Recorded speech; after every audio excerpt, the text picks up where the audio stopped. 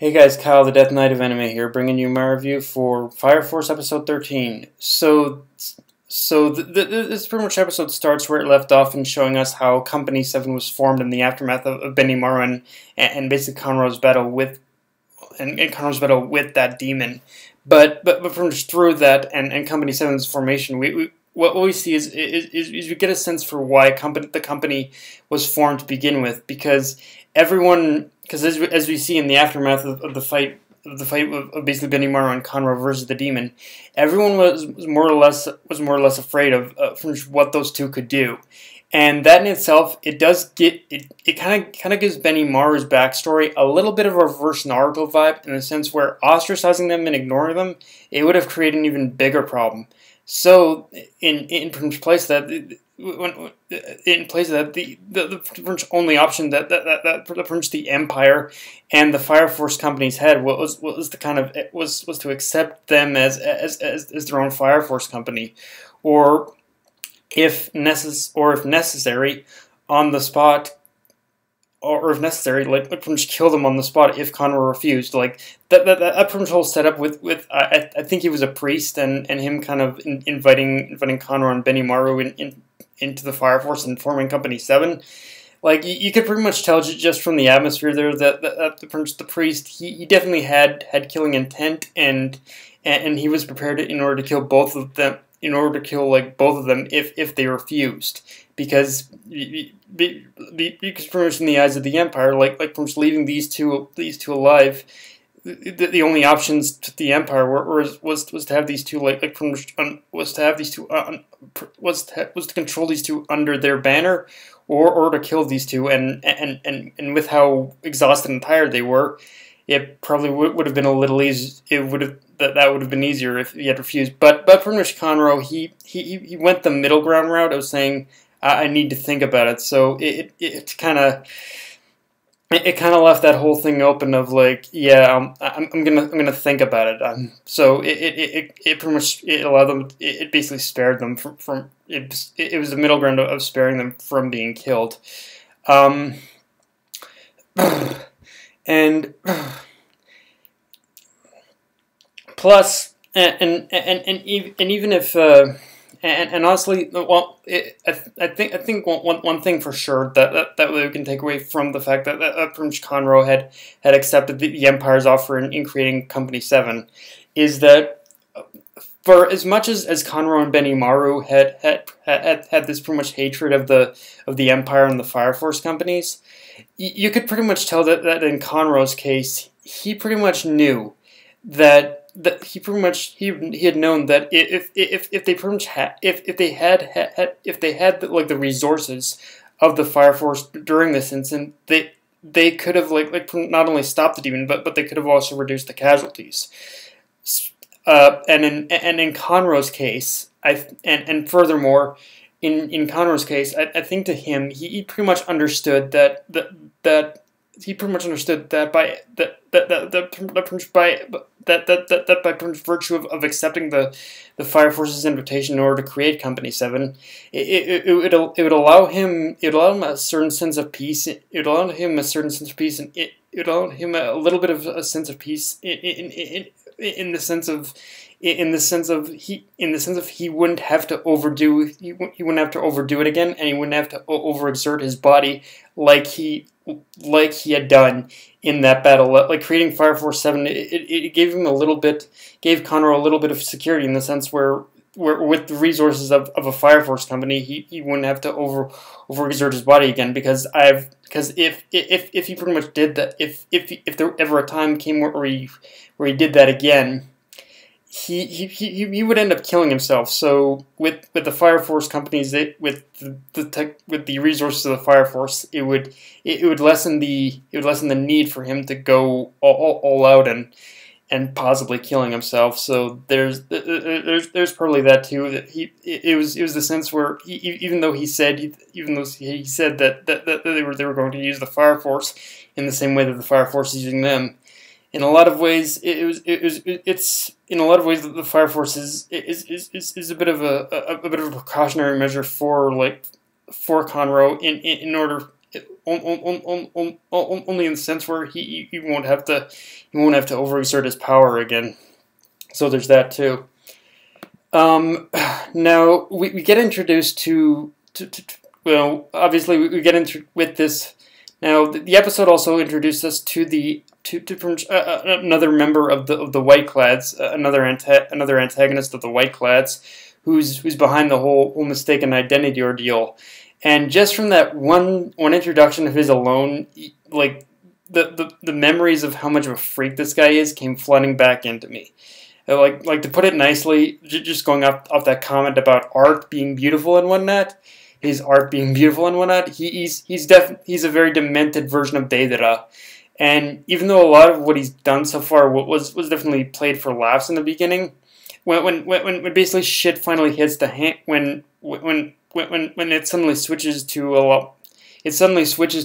the implications of his power, of his ability to like mold faces and whatnot, it suddenly switches to a lot more terrifying once when at the point where you from see the White-Clad's plan starts and realize how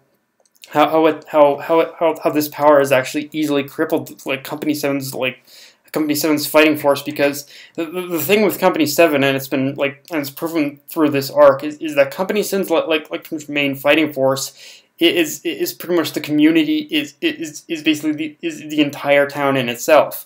So in terms of way, by sowing distrust among the citizens of the town, it's pretty much become easy for it was basically easy.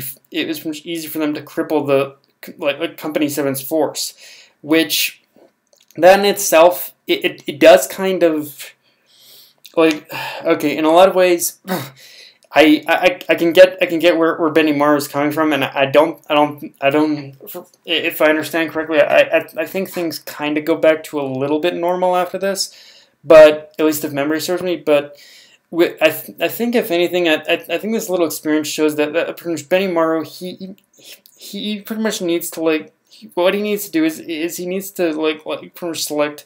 He needs to select the most trusted members. After this, he needs to select the most trusted members among the citizens of the town, and make them a part of Company 7. It's kind of, it's one of those things where even though the whole town works together as part of Company 7, he really needs to kind of he needs to keep it enclosed. He needs to keep it enclosed to pretty much a certain select group of people in order to prevent something like this from happening again, and their whole usual formation from crippling almost. But well, and so yeah, I forget how it plays, how this all ends in the manga again, but yeah, I think what Benny Maru really needs to do after this is he needs to reform like Company 7 almost into a bit of a singular fighting force over involving the whole town almost, or something like that. Alright, so let's talk art and animation, and once again, another solid, if not amazing episode, amazing improvement. Now, I don't know if it's something they've always done and am now just realizing it, but I think part of this improvement, on top of the fact they basically let the whole incident with basically KyoAni settle down, is that in this episode that they pretty much seem to be cutting corners in other minor aspects of the anime production. Because one thing that definitely kind of popped out in more than an awkward way watching this episode is pretty much the CGI smoke. Like just from the first frame of the episode, I could tell when it came to simple stuff like pretty much animating smoke, I could tell that was that was definitely CGI, because it just kind of it didn't blend well with the background. But if it's something David production. If it's something that if something as simple as from using a little bit of CGI on something like smoke is something that David production needs to do in order to give us a little more consistency like this, then honestly, I'll take the sacrifice, because as I said, this was one of those episodes where art and where it pretty much started off okay, but then as the episode progressed, like the art and animation got really good, really epic. So yeah, I would really like I would like a lot more episodes like this, please, if possible, or at least something on this level. Which, yeah, hopefully that's what we can hope for, is a little more consistency now.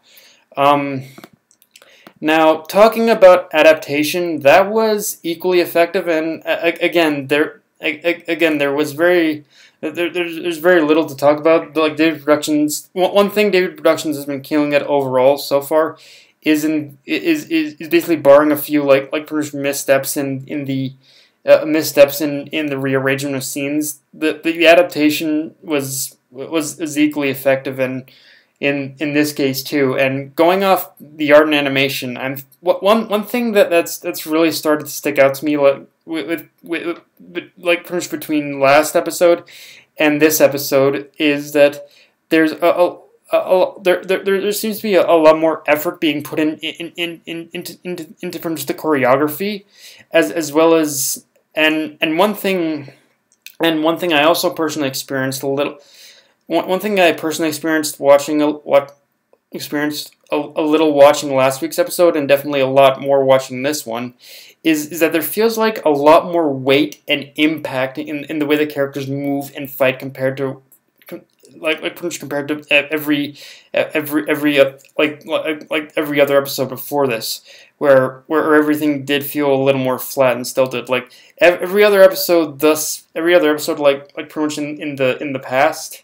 Every other episode in the past so far, the art and animation, I think we can just between the art and animation and the fight choreography, a lot of it in past episodes, it felt a little more like stilted and a little more stilted and flat. But with the art and animation in these past two episodes, there's been like a massive improvement, and again I can, with the art and animation this time, I can actually feel like a legitimate impact and weight and pretty much weight to the fights and the way the characters move. Like everything I'm seeing has a lot more impact now. So I have to give it that much too.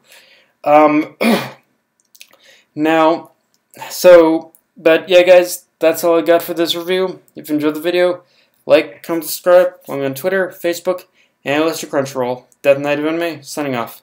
Later, guys.